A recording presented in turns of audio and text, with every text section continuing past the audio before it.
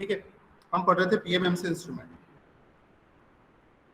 PMMC instrument हम पढ़ रहे थे। तो इस पीएमएमसी इंस्ट्रूमेंट का काम क्या होता है कि ये डीसी क्वांटिटी को मेजर करता है। रिकॉर्डिंग दिख रही है?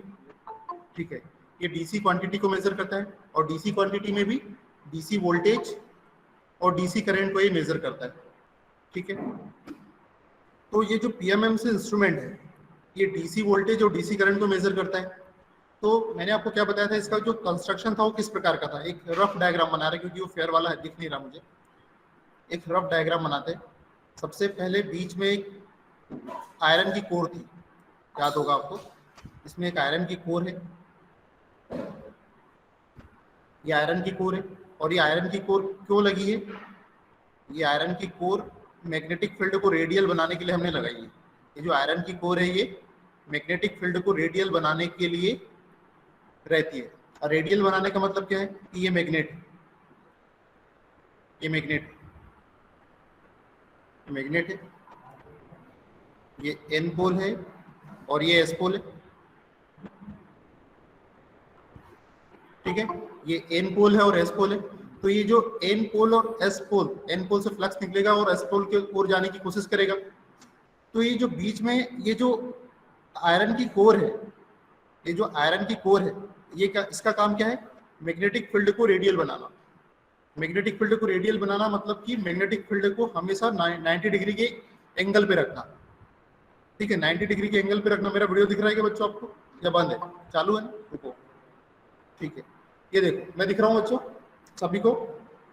Yes sir. Yes sir. ठीक है, तो देखो क्या हो रहा है, आज बहुत अच्छे से समझ आ पाएंगे अपन। ठीक है, अब मैग्नेटिक फील्ड रेडियल का मतलब क्या है? जैसे कि मैग्नेटिक फील्ड हमेशा परपेंडिकुलर रहने से एडवांटेज क्या है? ये एडवांटेज है कि मैग्नेटिक फील्ड परपेंडिकुलर है हमारे कॉइल के। तो अभी देखो, अभी क्या हो रहा है, अगर ये कंडीशन में परपेंडिकुलर है, ये जो कंडीशन दिख रही है आपको, अगर ऐसा है तो मैग्नेटिक फील्ड अधिक से अधिक पास होगा।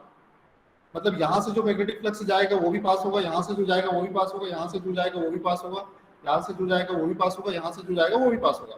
लेकिन अगर यही परपेंडिकुलर ना होकर पैरेलल हो गया मैग्नेटिक फील्ड, तो केवल एक जगह से जाएगा, बाकी जगह से नहीं जाएगा, तो मैग्नेटिक फील्ड कम पास होगा। तो जब मैग्नेटिक फील्ड कम पास होगा तो आपको एक बात पता है कि जब फ्लक्स में टाइम के रिस्पेक्ट में जितना ज्यादा चेंज होता है उतना ज्यादा ईएमएफ इंड्यूस होता है, पता होगा आपको। फ्लक्स में फैराडे का लॉ पता है आपको? फैराडे का लॉ पता है? क्या है फैराडे का लॉ? फैराडे का लॉ ये बोलता है कि जो ईएमएफ इंड्यूस होता है वो फ्लक्स में टाइम के रिस्पेक्ट में जितना ज्यादा चेंज आएगा उतना ज्यादा ईएमएफ इंड्यूस होगा। ये पता है हमें कि फ्लक्स में टाइम के रिस्पेक्ट में जितना ज्यादा चेंजेस होगा उतना ज्यादा ईएमएफ इंड्यूस होगा। तो जब परपेंडिकुलर है, जब मैग्नेटिक फ्लक्स परपेंडिकुलर है हमारे कॉइल के, तो ज्यादा से ज्यादा फ्लक्स पास होगा। तो जब ज्यादा से ज्यादा फ्लक्स पास होगा तो ज्यादा से ज्यादा चेंजेस आएगा मैग्नेटिक फील्ड में। लेकिन अगर पैरेलल हो गया, तो फिर ज्यादा फ्लक्स पास नहीं होगा। जब ज्यादा फ्लक्स पास ही नहीं होगा तो फ्लक्स में टाइम के रिस्पेक्ट में चेंज भी नहीं होगा। ठीक है बच्चे, तुम क्या कर रहे हो, क्या लिख रहे हो? अभी जब मैं समझा रहा हूँ ना तब कुछ भी नहीं लिखना है। ठीक है, बस ये ऑनलाइन में ये हो जाता है, नहीं ऑफलाइन में ये हो जाता है। ठीक है, चलो ठीक है बच्चे, समझ में आया?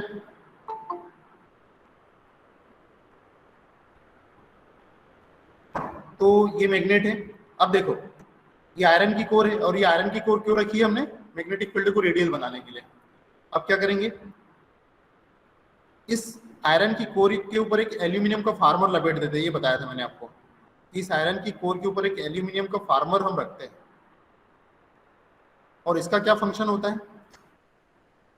ये एल्यूमिनियम का फार्मर, इसको थोड़ा सा मोटा बना देते हैं, थोड़ा सा डार्क बना देते हैं। ये एल्यूमिनियम का फार्मर है, ये एल्यूमिनियम का फार्मर है। ठीक है, ये एल्यूमिनियम का फार्मर है।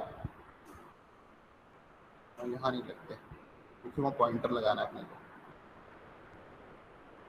ये एल्यूमिनियम का फार्मर है, एल्यूमिनियम फार्मर। तो इस एल्यूमिनियम के फार्मर का क्या पर्पस होता है? इसके दो पर्पस है बच्चों, इसके दो पर्पस है। पहला तो जो हम कॉइल लपेटते हैं उसको एक आधार प्रदान करता है, बेस प्रोवाइड करता है। जैसे कि ये कॉइल है, ये कॉइल है, ये लपेटी मैंने,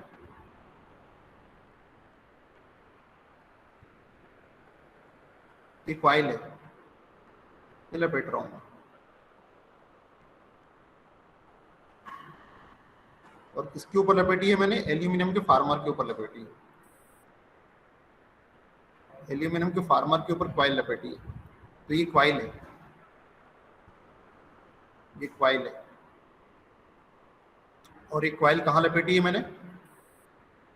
एल्यूमिनियम के फार्मर के ऊपर लपेटी। तो एल्यूमिनियम फार्मर का पहला काम ये होता है कि ये जो कॉपर कॉइल है उसको एक बेस प्रोवाइड करती है, ठीक है। और दूसरा क्या फंक्शन है, दूसरा क्या फंक्शन है इसका?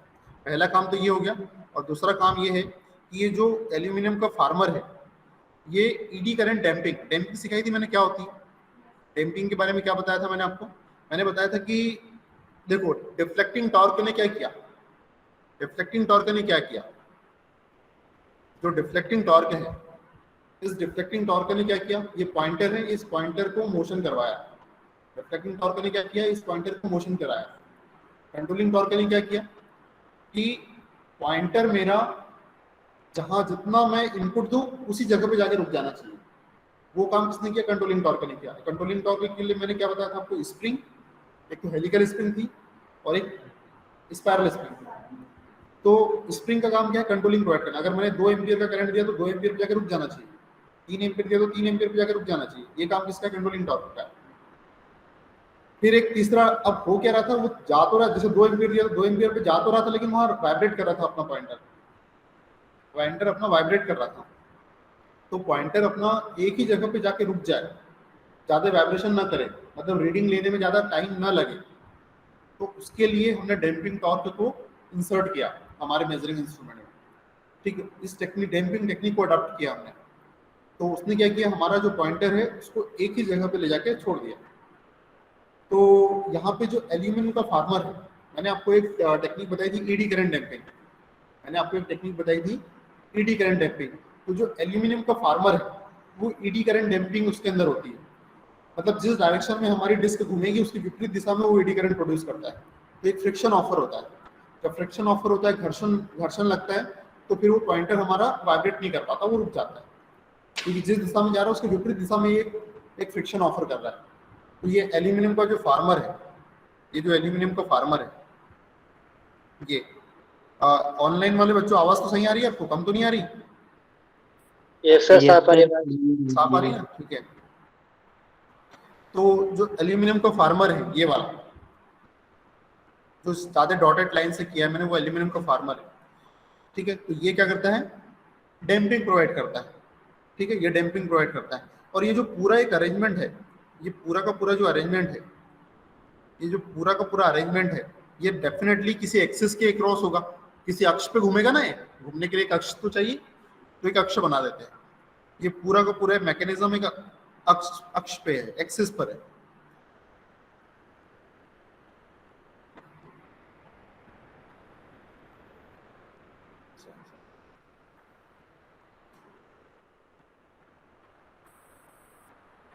ठीक है, ये एक्सिस हो गई हमारी,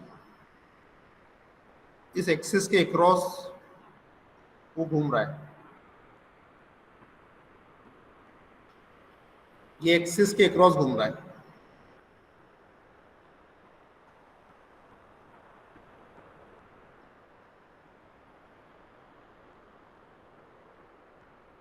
कुछ अंतर लग रहा है कि बच्चों ऑनलाइन ऑफलाइन में क्लास में कुछ अंतर समझ में आ रहा है क्या, कि वैसी ही लग रही है?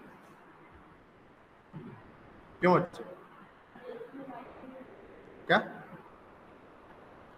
क्या बोल रही हो? हाँ, देख तो मोबाइल में रहे, सही बात है, कोई अंतर नहीं लग रहा। हाँ, बस मुझे सामने लाइव बैठे देखना एक अलग अलग आ रहा होगा।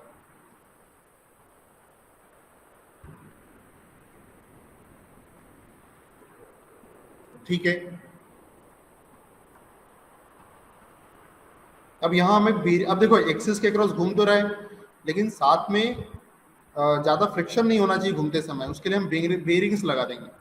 इसलिए हम बेरिंग्स लगा देंगे यहाँ पर, इसलिए हम यहाँ पर बेरिंग्स लगा देंगे।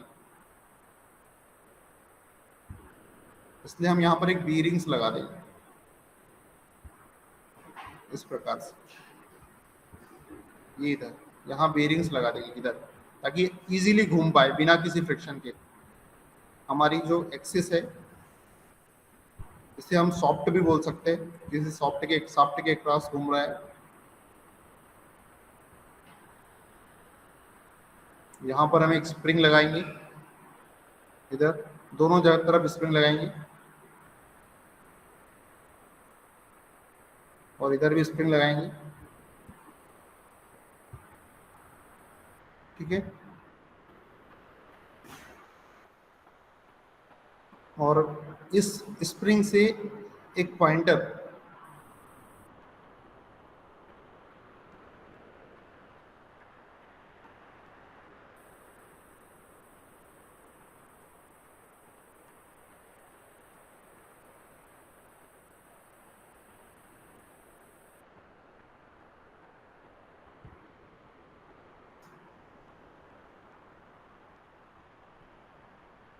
ये स्केल है अपनी,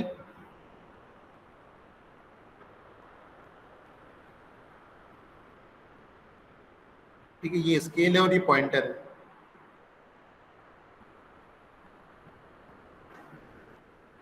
जैसे कि हमारे इंस्ट्रूमेंट का नाम ही permanent magnet moving coil instrument है, इसका मतलब ये जो है ये क्या है, ये परमानेंट मैग्नेट है।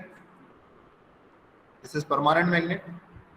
टाइम का ख्याल रखना बच्चों, है ना। अटेंडेंस हम दूसरे लेक्चर में लेंगे, जो हमारा लंच के बाद अपना लेक्चर है उसमें अपन अटेंडेंस लेंगे, अभी नहीं लेंगे, ठीक है। इसलिए इस टाइम को तो पूरा यूटिलाइज करें। हाँ बच्चे, गुड मॉर्निंग, ठीक है, हो गया, ठीक है। तो ये परमानेंट मैग्नेट होगी। तो फिर उसके बाद मैंने क्या बताया था आपको,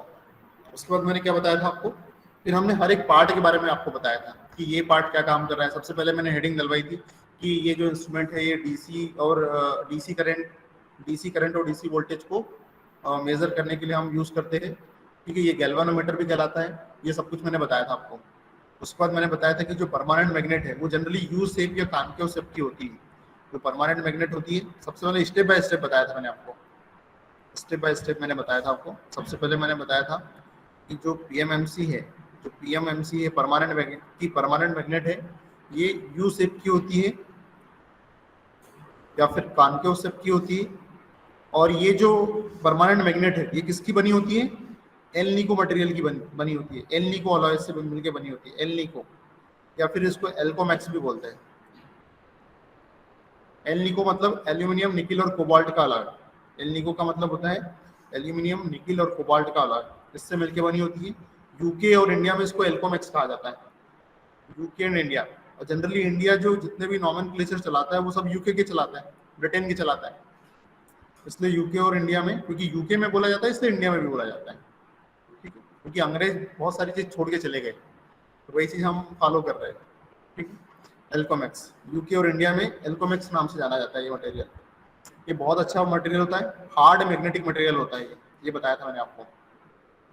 जो एल निको या एल्कोमैक्स होता है ये हार्ड मैग्नेटिक मटेरियल होता है, हार्ड मैग्नेटिक मटेरियल ये होता है, हार्ड मैग्नेटिक मटेरियल ये होता है। और इसकी जो कोरोसिव फोर्स होता है बहुत स्ट्रांग होता है। लेकिन ये टॉपिक को आगे बढ़ाने से पहले मैं कुछ चीजें बताना चाहता हूँ, पूछना भी चाहता हूँ कि आप कितना जानते हो। कोरोसिव फोर्स इसका बहुत स्ट्रांग होता है। कुछ चीजें मैं पूछना चाहता हूँ, टॉपिक चेंज करेंगे हल्का सा। कितना आप जानते हो चार्ज को अगर डिफाइन करना है तो कैसे करोगे, कौन बताएगा व्हाट इज चार्ज? जनरली मैं हर बार पढ़ाता हूँ लेकिन आपको पढ़ाते वक्त याद ही नहीं आया मुझे। जब भी मैं कभी किसी क्लास को समझाता हूँ, पढ़ाता हूँ, तो सबसे पहले बेसिक्स पढ़ाता हूँ, लेकिन आप लोगों को नहीं पढ़ा पाया, उस समय दिमाग से ही निकल गया। हाँ, क्या होता है बच्चे? नंबर ऑफ इलेक्ट्रॉन तो खुद ही चार्ज है, तो वो डिफाइन कैसे करूंगी कि व्हाट इज चार्ज, चार्ज क्या है? हेलो सर, ऑनलाइन कोशिश करो, ऑनलाइन वाले बताने की कोशिश करो तो वो रिकॉर्ड होगा। हेलो सर, ऑनलाइन वाले क्या होता है सर मैं बताऊं? हाँ बताओ। Sir, electric charge is a physical quantity, physical property of matter, and sir, it causes experience to a force when it is placed in electromagnetic field.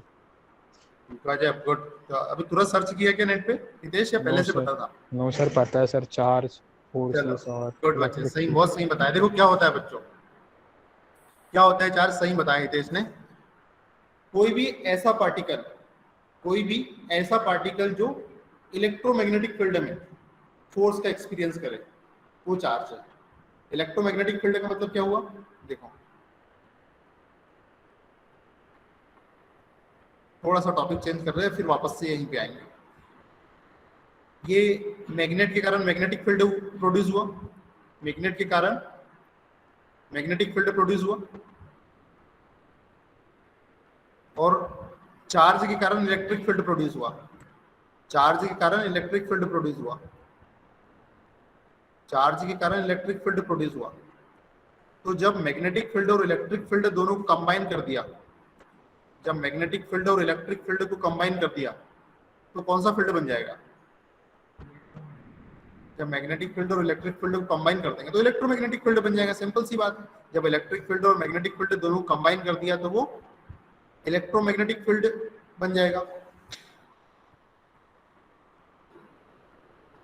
Electromagnetic field.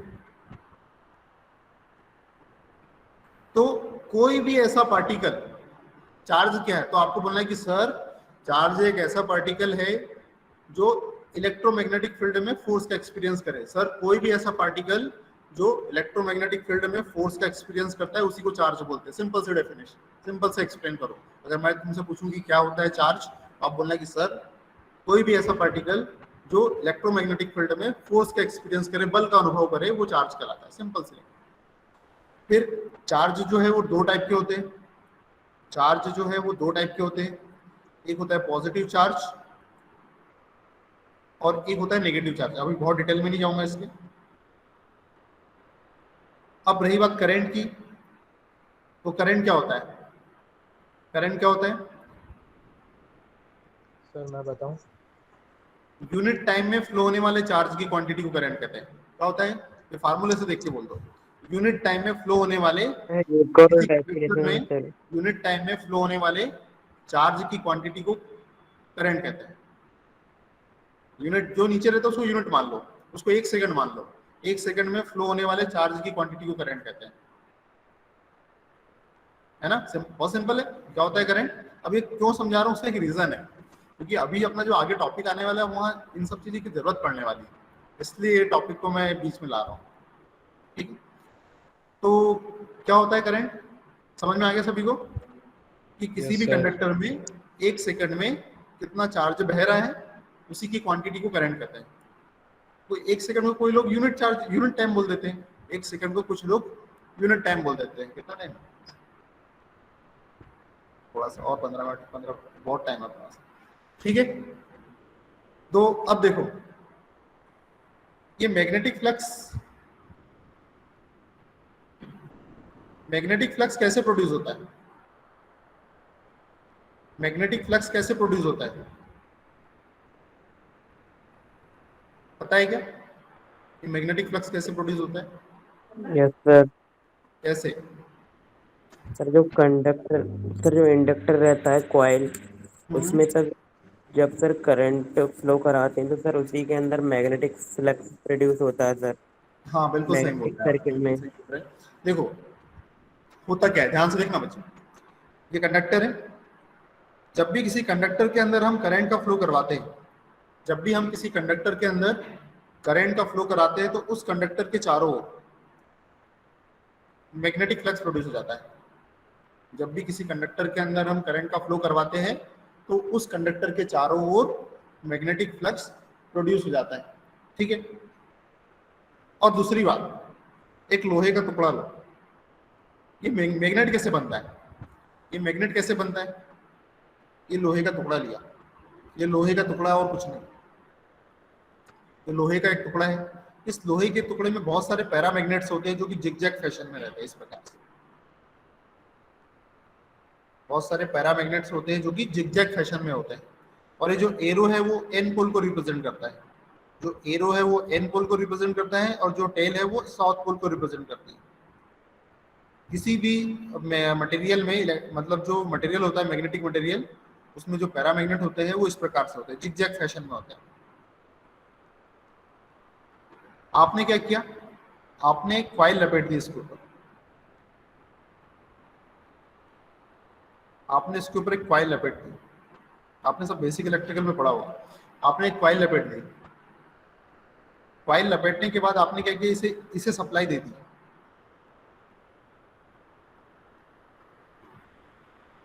जैसे ही आपने इसको सप्लाई दी, वैसे ही ये जो पैरामैग्नेट है वो सारे के सारे सिस्टमेटिक मैनर में अरेंज हो जाएंगे। जो इधर बिखरे हुए थे वो सारे के सारे इस प्रकार से हो जाएंगे। जैसे कि एग्जाम्पल के लिए, घर में हमारे पापा, हम खेलते रहते इधर उधर, जैसे ही पापा आते हम पढ़ने लग जाते थे, है ना। तो बस सेम वैसे ही है, जैसे अब जब तक ये सप्लाई नहीं दी तब तक के तो इधर उधर थे, जैसे ही सप्लाई दी सब सिस्टमेटिक एक प्रॉपर मैनर में, जैसे स्क्रीन पे दिख रहा है आपको, वैसे अरेंज हो जाएंगे। तो ये जो एरो है इस साइड, इसलिए इधर एन पोल आ जाएगा, और इस तरफ टेल है इसलिए साउथ पोल आ जाएगा। तो ये बन गया मैग्नेट। जब मैग्नेट ये बन गया तो ये अपने अंदर से इनविजिबल रेस निकालता है, एन पोल से निकालेगा एस पोल में वापस चली जाएगी, एन पोल से निकालेगा एस पोल में वापस चली जाएगी।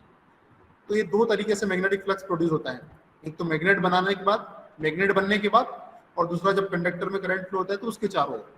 तो ये दो तरीके हैं जिससे मैग्नेटिक फ्लक्स प्रोड्यूस होता है। तो ये मैग्नेटिक फ्लक्स एक तो ऐसे बन गया, और दूसरा मैग्नेटिक फ्लक्स मैग्नेट बना के प्रोड्यूस हुआ।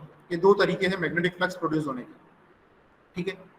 तो मैग्नेटिक फ्लक्स क्या है, तो इनविजिबल रेस है ना, अदृश्य तरंगे जो हमें दिखती नहीं, सिंपल सी लैंग्वेज में बोले तो, ठीक है। और कैसे बनती है, तो हम बोलेंगे कि सर जब भी किसी कंडक्टर में करंट का फ्लो होता है तो उसके चारों ओर मैग्नेटिक फ्लक्स प्रोड्यूस हो जाता है। और दूसरा, जब किसी आयरन की कोर को या किसी मैग्नेटिक मटेरियल को मैग्नेट बनाया जाता है तब उससे इनविजिबल जो रेस निकलती है वो मैग्नेटिक फ्लक्स होता है। और मैग्नेटिक फ्लक्स को हम की यूनिट क्या होती है, वेबर होती है। मैग्नेटिक फ्लक्स की जो यूनिट होती है वो क्या होती है, वेबर होती है। और एक वेबर में 10 की घात 8 10 की पावर 8 फ्लक्स लाइन होती है। 1 वेबर इक्वल टू 10 की पावर 8 फ्लक्स लाइंस। 1 वेबर में 10 की पावर 8 फ्लक्स लाइंस होती है। एक वेबर में 10 की पावर 8 फ्लक्स लाइंस होती है, ठीक है। तो हम फ्लक्स समझ गए, करंट समझ गए, चार्ज समझ गए। अभी क्यों मैंने फ्लक्स समझाया, उसका एक रीजन था, क्योंकि अभी सामने एक टर्म आने वाली है, magnetic flux density. Magnetic flux density एक टर्म आने वाली है, इसकी वजह से मुझे समझाना पड़ा। और वो हमें जरूरत पड़ने वाली है, मैग्नेटिक फ्लक्स डेंसिटी की हमें जरूरत पड़ने वाली है। तो ये देखो, ये ट्रांसफार्मर की कोर है, ये ट्रांसफार्मर की कोर है।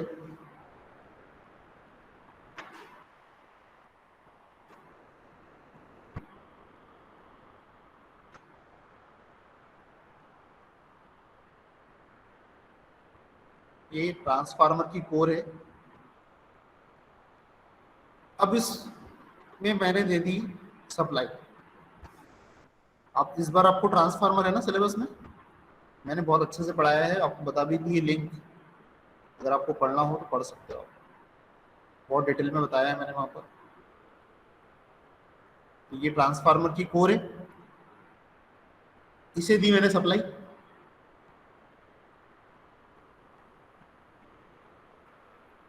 इसे दी मैंने सप्लाई। जैसे ही मैंने वोल्टेज अप्लाई किया तो क्या होगा, as a result current flow होने लगेगा। जैसे ही मैंने इसे सप्लाई किया वैसे ही क्या होगा, इसमें करंट फ्लो होने लगेगा, ठीक है। जब करंट फ्लो होने लगेगा तो हमें क्या पता है, हमें ये पता है कि जब भी किसी कंडक्टर में करंट का फ्लो होता है तो चारों ओर मैग्नेटिक फ्लक्स प्रोड्यूस हो जाता है। तो यहाँ मैग्नेटिक फ्लक्स प्रोड्यूस होगा, इस पूरे कॉइल में सब दूर चारों ओर, कंडक्टर के चारों ओर मैग्नेटिक फ्लक्स प्रोड्यूस हो जाएगा,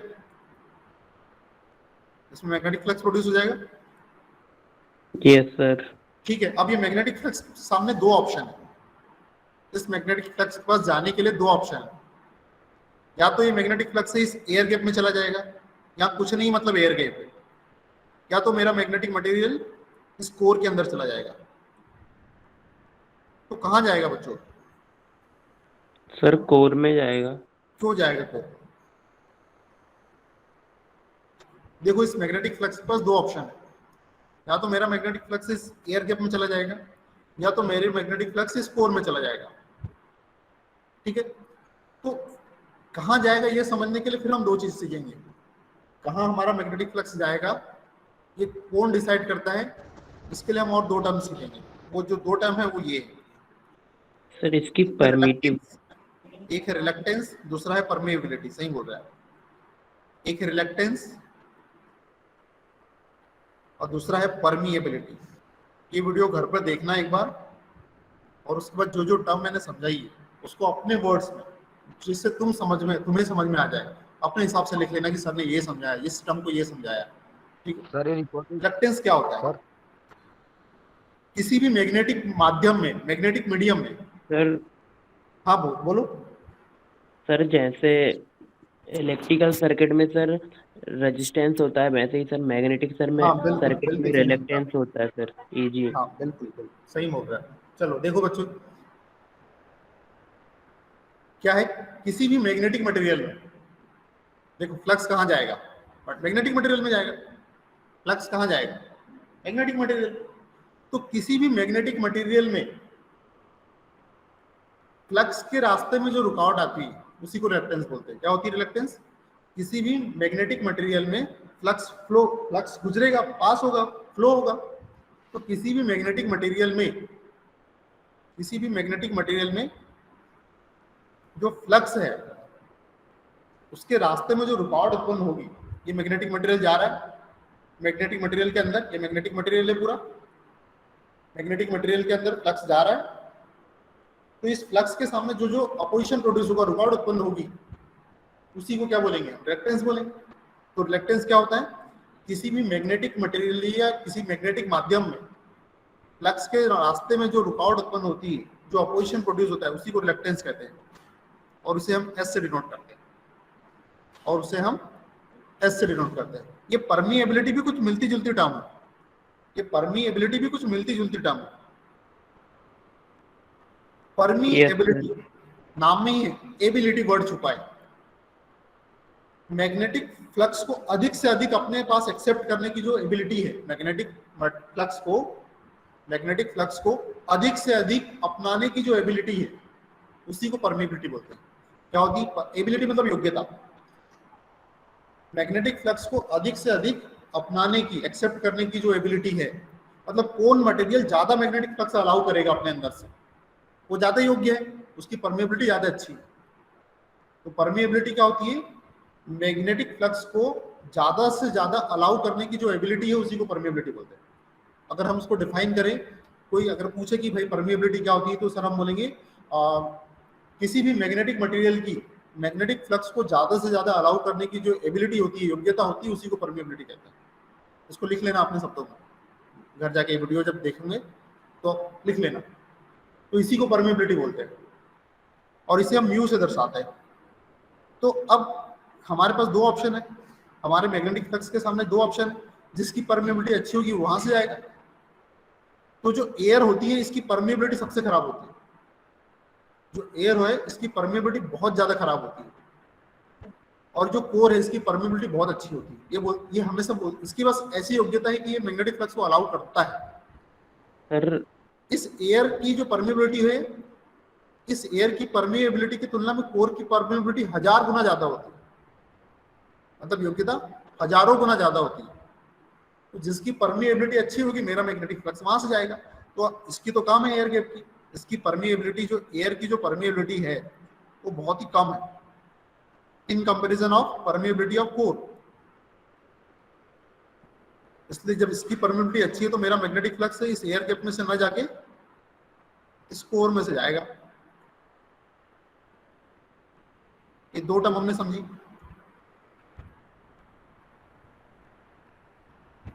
तो परमेबिलिटी समझ में आ गई, रिलक्टेंस समझ में आ गया। कितना टाइम है अपने पास? 11:24 और 2-3 मिनट करना हो जाएगा। ठीक है, अब ये हो गया। अब जो टर्म मैं समझाने वाला हूं, मैग्नेटिक फ्लक्स डेंसिटी क्या होती है? मैग्नेटिक फ्लक्स डेंसिटी क्या होती है? हिंदी मीडियम वाले बच्चे इसको चुंबकीय क्षेत्र का घनत्व बोलते हैं। हिंदी मीडियम में क्या बोलते हैं इसे? चुंबकीय क्षेत्र का घनत्व। क्या होता है ये? Unit area. ये इतनी बड़ी कोर है, इसमें से यूनिट एरिया ले लिया मैंने। इतनी बड़ी कोर है, उसमें से यूनिट एरिया, यूनिट एरिया का मतलब 1 मीटर स्क्वायर का एरिया ले लिया। 1 मीटर स्क्वायर का एरिया ले लिया मैंने।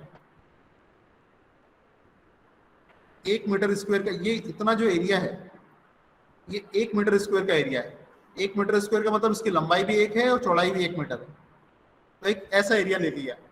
1 मीटर एरिया से जितना मैग्नेटिक फ्लक्स गुजरेगा, 1 मीटर स्क्वायर एरिया से या फिर यूनिट एरिया से जितना मैग्नेटिक फ्लक्स पास होगा, उस क्वांटिटी को ही मैग्नेटिक फ्लक्स का घनत्व बोलते हैं। कितना इजी है यार। ये यूनिट एरिया से जितना मैग्नेटिक फ्लक्स पास हो रहा है, उसी को चुंबकीय क्षेत्र का घनत्व या मैग्नेटिक फ्लक्स डेंसिटी कहते हैं। फार्मूले में देखें तो इसे बी से डिनोट करते हैं। मैग्नेटिक फ्लक्स डेंसिटी को बी से डिनोट करते हैं। और ये क्या होती है? फ्लक्स अपॉन एरिया, कि यूनिट एरिया से जितना फ्लक्स पास होता है उसी की क्वांटिटी को मैग्नेटिक फ्लक्स डेंसिटी कहते हैं। और इसकी यूनिट क्या हो जाएगी? फ्लक्स की यूनिट वेबर होती है, एरिया की यूनिट मीटर स्क्वायर होती है, वेबर पर मीटर स्क्वायर, और इसी को टेस्ला भी बोलते हैं। तो समझ में आ गई क्या होती है magnetic flux density? Unit area से जितना फ्लक्स पास होगा उसकी क्वांटिटी को ही मैग्नेटिक फ्लक्स डेंसिटी हम कहेंगे। ठीक है बच्चों, तो अब अपना टाइम अपना खत्म हो गया, लेकिन अपना लंच के बाद एक लेक्चर है, तो वहाँ हम इसको कंटिन्यू करेंगे। ठीक है, तो अगर कुछ पूछना है बच्चों तो पूछ सकते हो आप मुझसे। और नोट्स बन रही है, नोट्स चेक होगी भाई। Hello sir. ठीक है बच्चों, तो अटेंडेंस भी मैं लंच के बाद वाले लेक्चर में लूंगा। चलो लीव कर सकते हो आप लोग।